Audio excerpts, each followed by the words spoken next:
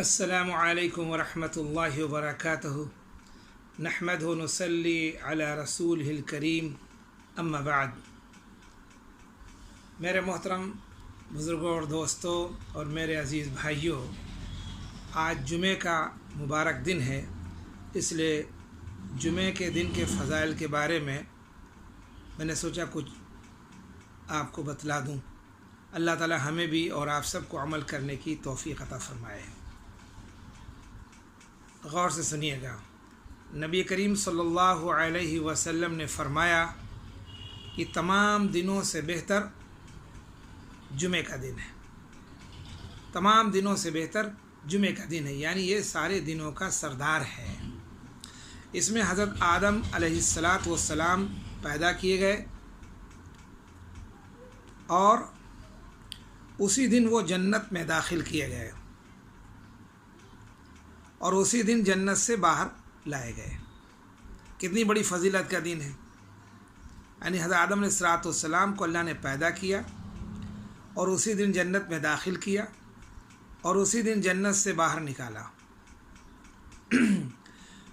جو اس عالم میں انسان کے وجود کا سبب ہوا، جو بہت بڑی نعمت ہے۔ اور قیامت بھی اسی دن واقع ہوگی، جمعے کے دن۔ اس لیے ہم لوگ جمعے کا بہت اہتمام کیا کریں۔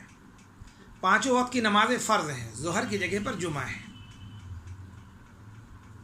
ہم بہت ہی اہتمام کریں اس بات کی کہ جمعے کے دن ذرا جلدی مسجد میں پہنچے ہم لوگ، اور اگلی صف میں امام کے قریب بیٹھنے کی کوشش کریں۔ سورہ کہف کی تلاوت کریں، کثرت سے درود شریف پڑھیں، جیسا کہ حدیث پاک ہے، حضرت عبداللہ بن عمرو رضی اللہ تعالیٰ عنہ سے روایت ہے کہ نبی کریم صلی اللہ علیہ وسلم نے ارشاد فرمایا، جو شخص جمعے کے دن اچھی طرح غسل کرتا ہے، جو شخص جمعے کے دن اچھی طرح غسل کرتا ہے، بہت جلدی جمعے کے لیے مسجد جاتا ہے، امام کے بالکل قریب بیٹھتا ہے اور خطبہ توجہ سے سنتا ہے، خطبے کے دوران خاموش رہتا ہے، تو وہ جتنے قدم چل کر مسجد آتا ہے، اسے ہر قدم کے بدلے سال بھر کے تہجد اور سال بھر کے روزوں کا ثواب اللہ تعالیٰ عطا فرماتا ہے۔ سبحان اللہ، سبحان اللہ، سبحان اللہ، کتنا بڑا انعام ہے۔ اس حدیث کو کئی بار سنیں۔ میں اپنے تمام بھائیوں سے درخواست کرتا ہوں، نوجوانوں سے، بوڑھوں سے، کہ جو ہے اس حدیث کو کئی بار سنیں، اور عورتیں بھی سنیں۔